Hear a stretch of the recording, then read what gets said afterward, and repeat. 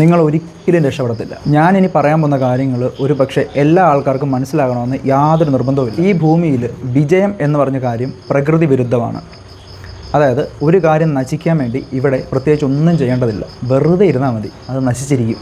അതാണ് പ്രകൃതിയുടെ നിയമം. ഒരു എക്സാമ്പിൾ പറയുകയാണെങ്കിൽ, ഒരു ബന്ധം നശിക്കണമെന്നുണ്ടെങ്കിൽ അത് വേണ്ട രീതിയിൽ ശ്രദ്ധിക്കാതിരുന്നാൽ മതി. നിങ്ങൾ പഠിക്കാതിരുന്നു കഴിഞ്ഞാൽ തോറ്റുപോകും എന്ന് പറയുന്ന പോലെ. അതായത് വെറുതെ ഇരിക്കുന്നത് വിശ്രമമല്ല. ട്രൈ എന്ന് പറഞ്ഞൊരു വാക്ക് അത് തെറ്റാണ്. കാരണം ട്രൈ എന്ന് പറഞ്ഞൊരു കാര്യം ഈ ലോകത്തില്ല.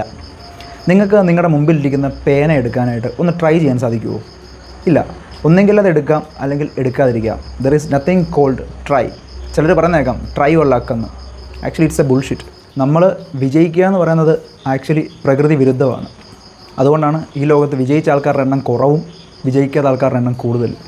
അതുകൊണ്ട് ഞാൻ ശ്രമിച്ചു എന്ന് പറഞ്ഞ് വെറുതെ ഇരിക്കുന്നതിനേക്കാൾ നല്ലത് ഒന്നെങ്കിൽ ഞാനത് ചെയ്തു, അല്ലെങ്കിൽ ഞാനത് ചെയ്തില്ല. അല്ലെങ്കിൽ അത് ചെയ്ത് തീർക്കുക, അല്ലെങ്കിൽ ചെയ്യാതിരിക്കുക. ചെയ്യാതിരുന്നു കഴിഞ്ഞാൽ ഒരു ലൂസർ, ചെയ്തു കഴിഞ്ഞാൽ you will be A winner. ഞാൻ ചെയ്യാൻ ശ്രമിക്കുക എന്ന് പറയുന്നത് ഇതിൻ്റെ രണ്ടിൻ്റെ ഇടയ്ക്കുന്നൊരു പരിപാടിയാണ്. അതിനിപ്പോൾ വലിയ ഡിമാൻഡൊന്നുമില്ല. ഈ പറഞ്ഞ കാര്യങ്ങൾ ഒന്നുകൂടെ ഒന്ന് കേട്ട് നോക്ക്, ചിലപ്പോൾ മനസ്സിലാവുമായിരിക്കും.